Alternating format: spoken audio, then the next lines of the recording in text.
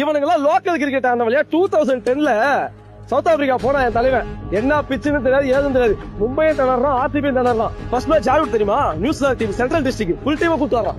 புரியுதுங்களா? அடிக்கிறான் அங்கேயே முடிச்சுட்டு அடுத்த மேட்ச் யாரு தெரியுமா? வயாபா ஜெயவர்தனே ஸ்ரீலங்கா டீம் கூப்பிட்டு வர்றான். இதெல்லாம் டோர்னமெண்ட் டீம் CL T20 சில தற்கூரிகளா தெரியாது. அதே அடிக்கிறான். மூணாவது மேட்ச் விக்டோரியா கூட ஃபுல் ஆஸ்திரேலியாவுக்கு போயிடு. ஆரியன் பிச்சு கேப்டன் ரொம்ப கஷ்டம் டிராப் பண்ணோம். சூப்பர் ஓவர்ல போய் தோட்டோம். நாலாவது மேட்ச் யார் தெரியுமா? நாலாவது match warriors south Africa team அவனையும் அடிச்சோம். ஓகேங்களா? ஆனா வாரியர்ஸ் என்ன பண்ண தெரியுமா?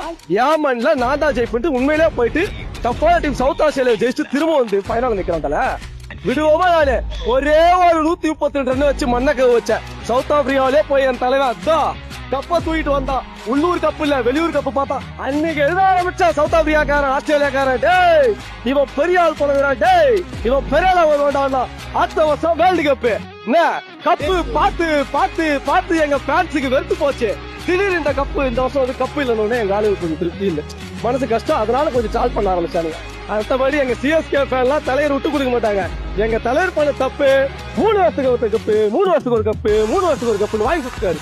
எங்க ஆளுங்களும் பார்த்து பார்த்து பார்த்து அதோடைய கப்பு அது ஈஸின்னு போல வச்சுக்கிறேன்.